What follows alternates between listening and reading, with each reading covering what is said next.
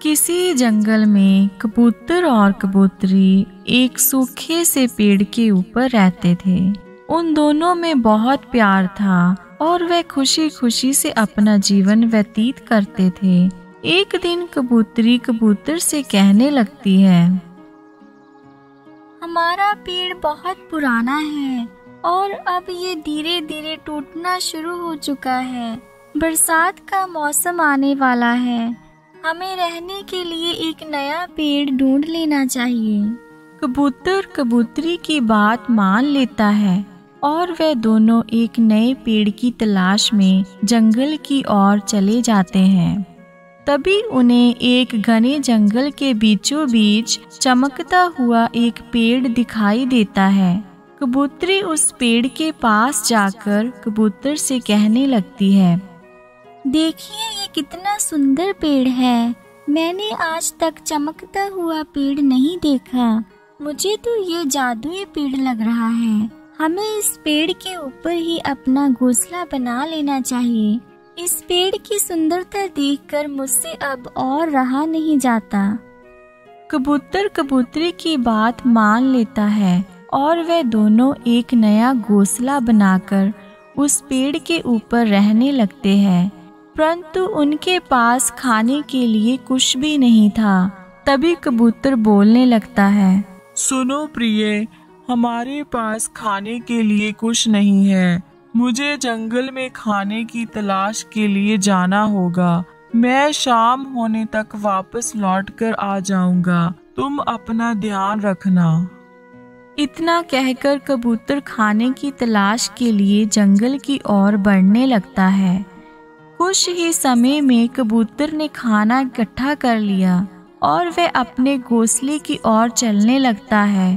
परंतु रास्ते में उसे दो तोते के बच्चे दिखाई देते हैं। वे दोनों जोर जोर से रो रहे थे।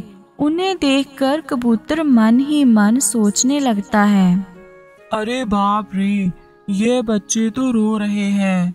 मुझे लग रहा है कि जैसे इन्हें बहुत भूख लगी होगी। चलो मैं अपना खाना ही इन्हें दे देता हूँ। कबूतर ने अपना इकट्ठा किया हुआ सारा खाना उन दोनों बच्चों को दे दिया।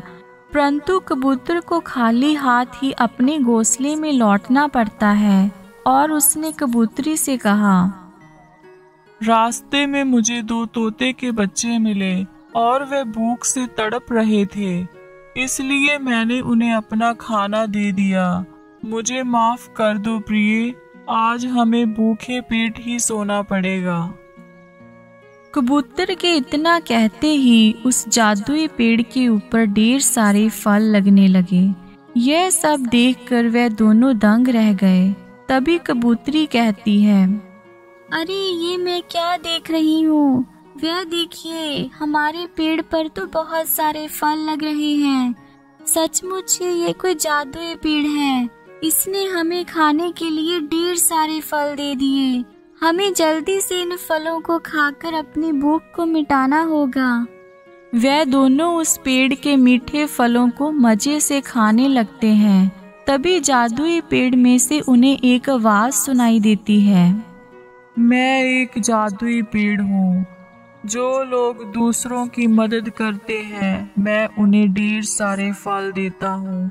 तुमने दो अनाथ बच्चों की सहायता की थी, इसलिए मैंने तुम्हारे कार्य से खुश होकर तुम दोनों को ढेर सारे फल दिए हैं। अगर तुम दोनों ऐसे ही अपने जीवन में लोगों की सहायता करोगे तो मैं हर रोज तुम्हें खाने के लिए मीठे मीठे फल दूंगा।